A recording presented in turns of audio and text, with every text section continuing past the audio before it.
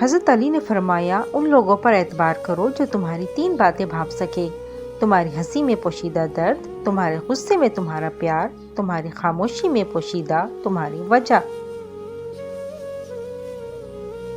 کوئی تمہارا دل دکھائے تو ناراض مت ہونا، کیونکہ قدرت کا قانون ہے، جس درخت کا پھل زیادہ میٹھا ہوتا ہے، لوگ پتھر بھی اسی کو مارتے ہیں۔ مشکلات ہمیشہ بہترین لوگوں کے حصے میں آتی ہے، کیونکہ وہ اس کو بہترین طریقے سے انجام دینے کی صلاحیت رکھتے ہیں۔ دکھ میں کبھی بھی پچھتاوے کے آنسو نہ بہاؤ، کیونکہ تم وہ خوش نصیب ہو جس کو اللہ نے آزمائش کے قابل سمجھا ہے۔ جو ذات رات کو درختوں پر بیٹھے پرندوں کو نیند میں گرنے نہیں دیتی، وہ ذات انسان کو کیسے بے یار و مددگار چھوڑ سکتی ہے؟ لوگوں کے عیبوں سے اس طرح غافل ہو جاؤ جیسے سوتے وقت تم دنیا سے غافل ہو جاتے ہو۔ بچے کو جب کوئی تکلیف یا بیماری آتی ہے تو اللہ اس بچے کی بیماری کے بدلے بچے کی ماں کے گناہ معاف فرماتا ہے۔ زندگی جینے کے 2 ہی راستے ہیں: بھول جاؤ انہیں جن کو معاف نہیں کر سکتے، اور معاف کر دو انہیں جن کو بھول نہیں سکتے۔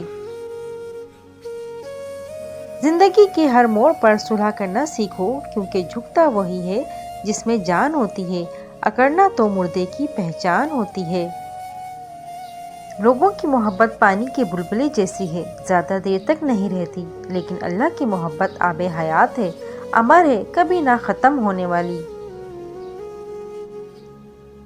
یہ زندگی 2 دن کی ہے، ایک دن تمہارے حق میں اور دوسرے دن تمہارے مخالف۔